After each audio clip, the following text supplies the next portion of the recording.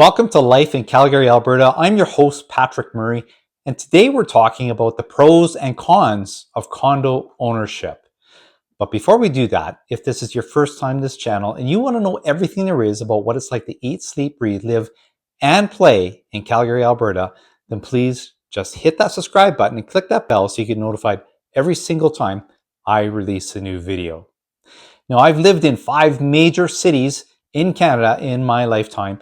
But you know what? I settled in Calgary way back in 2001 because it's a great city. But not only that, I've been a realtor here since 2010. And all of this means I have some specialized knowledge about the city of Calgary and the surrounding bedroom communities. So if you are considering a move to the city of Calgary or one of these bedroom communities and you would like some assistance to purchase a home, please feel free to reach out to me, send me a text, email, or a phone call. I will absolutely get back to you. All right, guys, let's do this. Let's talk about the pros and cons of buying a condo right after this.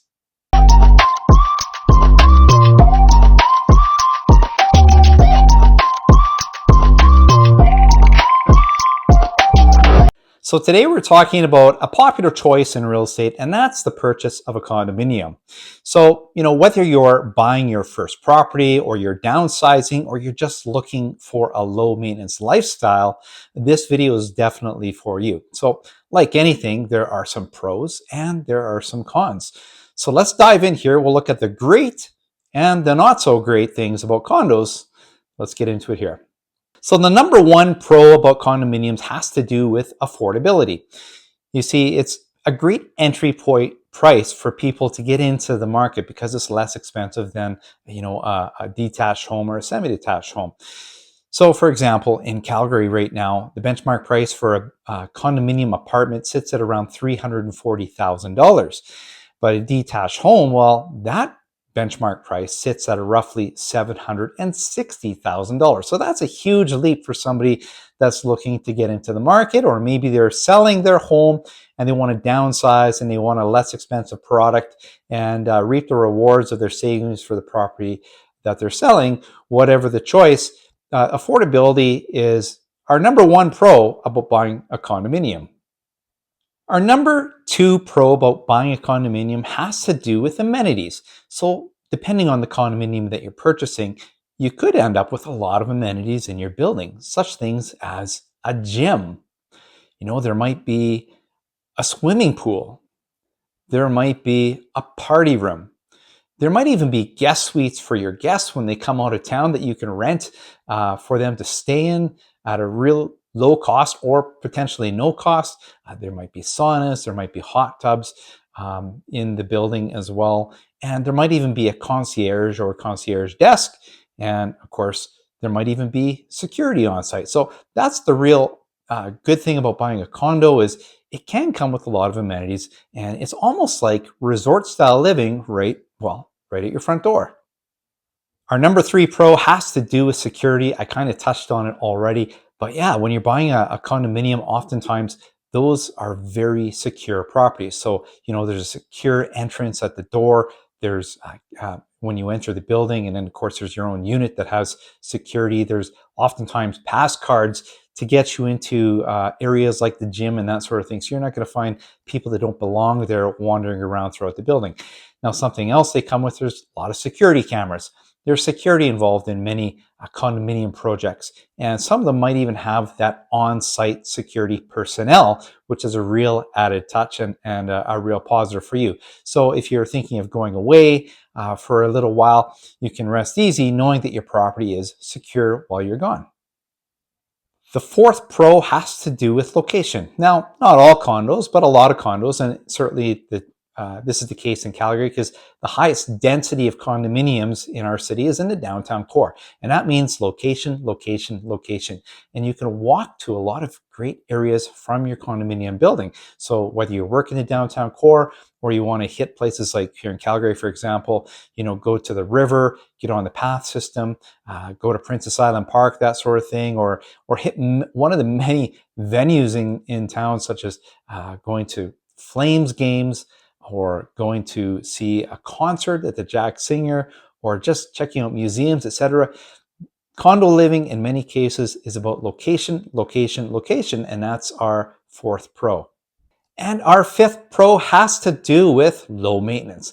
And that's a reason why a lot of people like buying a condominium. They don't like going out to mow the lawn.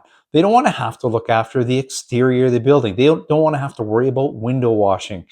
They don't want to worry about shoveling snow. And depending on the condominium, they have underground parking. So, in those cases, you don't have to worry about shoveling your driveway and that sort of thing. So that's our pro number 5, has to do with the low maintenance lifestyle. Completely turnkey for you when you live in a condo, nothing to worry about in regards to maintenance. All right, we've talked about the pros, and now we're going to talk about 5 cons about condo living. So number 1 has to do with condo fees. Now, this is a bit of a double-edged sword because in many cases, condo fees are a positive depending on your viewpoints. And I have a viewpoint because I'm in real estate. So I think they are a positive depending on how high the fees are and who's running the building. But condo fees cover things like common area maintenance for the building. They cover things like the reserve fund contributions should something go wrong in the building and need repair. You as an owner will have this reserve built up with the other owners for those repairs. It looks after things like maintenance of the property or exterior maintenance, like that window washing or that snow shoveling and so on and so forth. So for some people, they don't like that. Hey, we got to pay extra. Yeah, we don't do the yard work. We're not doing the exterior maintenance. We have somebody do that, but we pay out of pocket for that. Well, in many cases, it's like having a rainy day fund. So it's not such a bad thing in some cases, but some people may consider the condo fees, a negative for them. It just depends on how high those fees are. So that's something to pay attention to when you're buying a condominium. Con number 2 has to do with limited control. And that's because as an owner of a condominium, you're a part shareholder in a property with many other owners. And there are rules that you have to abide by. So for example, you may not be able to store your bicycle on the balcony, for example, or you might not be able to have certain types of barbecues on the balcony.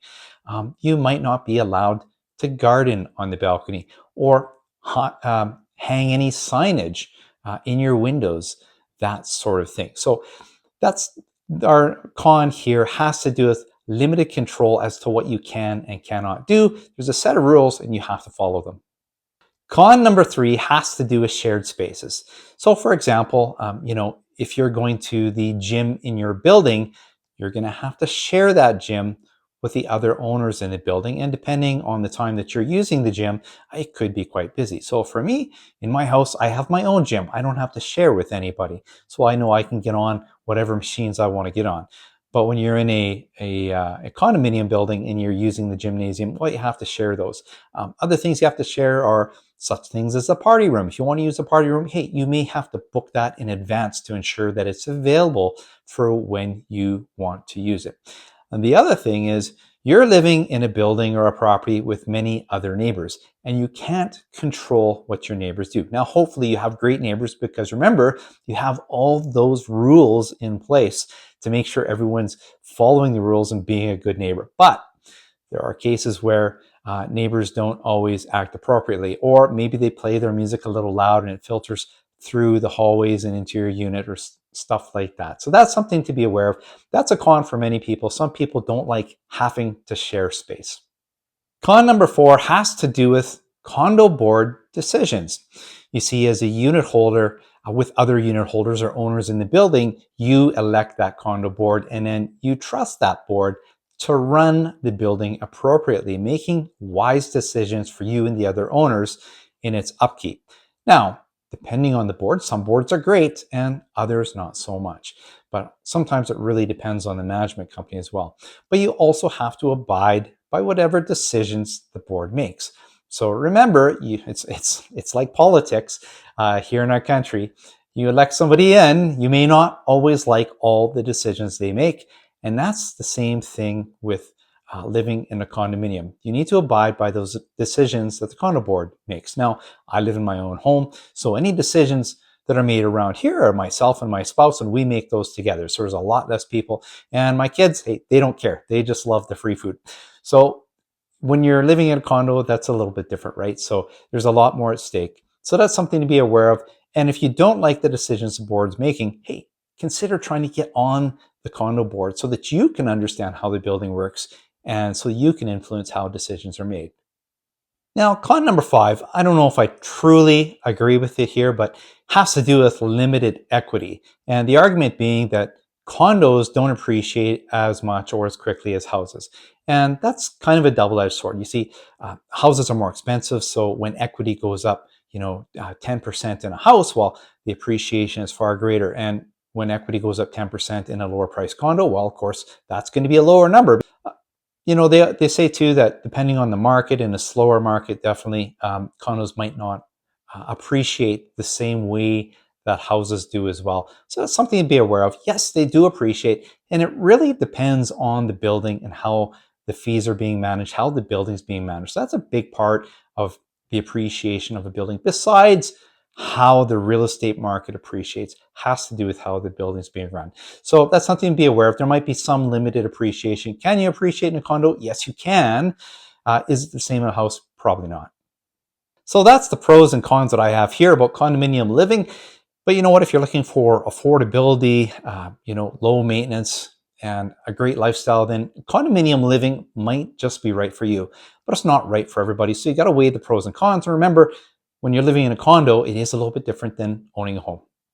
As I said, if you are considering a move to the city of Calgary or one of the bedroom communities and you would like some assistance to purchase a home, please feel free to reach out to me, send me a text, email, or a phone call.